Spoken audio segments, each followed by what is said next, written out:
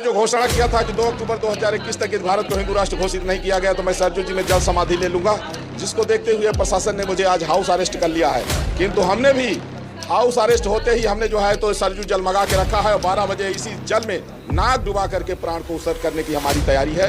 देखता 157 देश के ईसाई देख रहे थे और 56-57 देश के मुसलमान देख रहे थे और लोगों के मन में था कि आप गुरुजी जाएं और सरजू जी में डुबकी मारें करके डूबे और लोगों के मन में मजा आया कि आप बाबा चला एक विकेट गिर गया, अब दूसरा जल्दी मरने के लिए नहीं आएगा।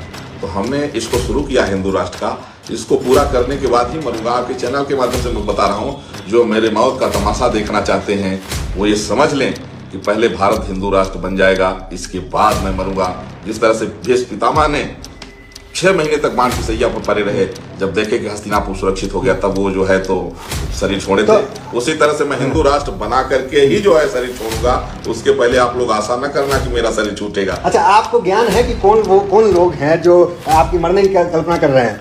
अरे अभी हमने देखिए तमाम जो है हमने देखा कि लोग जो है तो कह रहे थे कि अरे बाबा मर गए होते तो हम लोग अभी दूसरी तीसरी बरसी मनाते हैं। इसलिए जो है लोगों के मन में जो उत्सुकता थी हमारे मौत का तमाशा देखने वो सिर्फ ये थी कि अगर बाबा मर गया तो फिर हिंदू राष्ट्र की चर्चा कोई करने वाला बचे। ऐसा किसी चीज को पाने के लिए ना त्याग करना पड़ता है। तो बाबा से मैं कहूंगा कि बाबा जी त्याग करिए और त्याग करके चुल्लू भर पानी में जो है आप ले लीजिए जल समाधि, ताकि हम जो है हिंदू याद करेंगे कि एक बाबा हिंदू राष्ट्र के लिए जल समाधि किया। भगत सिंह जब फांसी चढ़ गए, सुखदेव जब फांसी चढ़ गए, तो फांसी चढ़ने के बाद अंग्रेज तो खुश हुए, लेकिन अंग्रेज खुश हुए, लेकिन उनके उस फांसी की वजह से भारत में कितने क्रांतिकारी पैदा हुए। तो भगत सिंह भी तो कहते थे कि अंग्रेज खुश होंगे इसलिए हम जो है फांसी पे नहीं चढ़ेंगे, हम जो है माफी मांग लेते हैं। लेकिन भगत सिंह सच्चा जो है व्यक्ति था, वह ईमान का बंदा था। वह बंदे ने कहा कि देश आजाद नहीं होगा, उसके लिए हमें जो बलिदान देना पड़ेगा देंगे, और इन्होंने दिया। और यह क्या कह रहा है, वो हंसेंगे, अरे वो हंसेंगे, तुम उनके हंसी को क्यों देख रहे हो? तुम जब जल समाधि लोगे तो तुम्हारे पीछे कितने लोग खड़े होंगे ये भी तो देखो।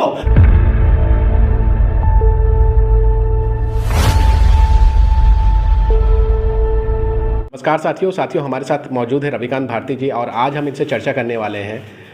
एक अयोध्या के बाबा हैं जिनका नाम स्वामी परमहंस है। आपने सुना ही होगा, लगातार वो चर्चा में बने रहते हैं और उनका एक वीडियो बहुत ज़्यादा वायरल हुआ था कि उन्होंने कहा था कि 2021 तक अगर देश जो है हिंदू राष्ट्र नहीं बनता है तो वो जल समाधि ले लेंगे।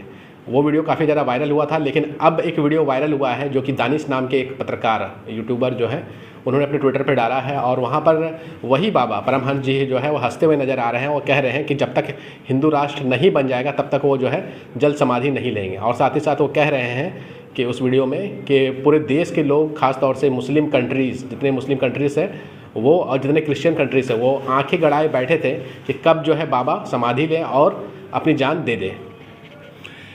देखिए, जो बाबा हैं यह बाबा के नाम पे कलंक है, क्योंकि बाबा का सबसे बड़ा हथियार क्या होता है? बाबा का सबसे बड़ा हथियार होता है तपस्या, और तपस्या संकल्प से ही होता है। तो जो संकल्प बाबा लोग लेते हैं उस संकल्प को निभाते हैं। तमाम बड़े बड़े नेता भी भूख हड़ताल पे बैठते हैं तो लोग संकल्प लेके ही बैठते हैं और अपने संकल्प के साथ खड़े रहते हैं कि यह मांग पूरी नहीं हुई तो हम अपना प्राण त्याग देंगे। लेकिन जो ये बाबा हैं यह साधु और सन्यासी के नाम पे कलंक है, क्योंकि एक तरफ से यह हिंदू राष्ट्र बनाने के लिए बोले थे जल समाधि ले लेंगे और आज कह रहे हैं कि हम जल समाधि थोड़ी ना लेंगे।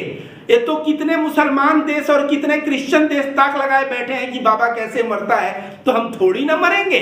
हम तो भीष्म पितामह हैं। हम बाण की सैया पे जैसे भीष्म पितामह लेट के देखे थे कि हस्तिनापुर सुरक्षित हाथों में है कि नहीं, ठीक वैसे मैं भी हिंदू राष्ट्र बन जाएगा तो मैं देखूंगा।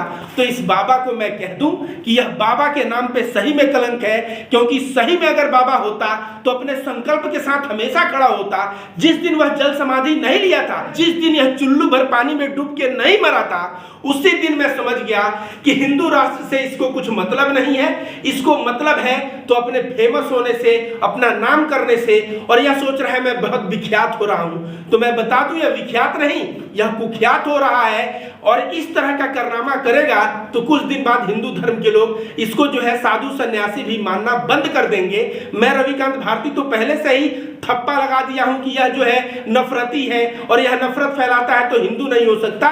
लेकिन जो अंधभक्त गोबर भक्त भी इसको मानते हैं कि यह साधु सन्यासी है, इसके इस बयान को सुनने के बाद उनका भी मोह भंग हो जाएगा कि यह साधु है जो संकल्प नहीं ले पाता, जो तपस्या नहीं कर पाता और जो है बाद में ऐसी ऐसी ऊंची ऊंची बातें करता है।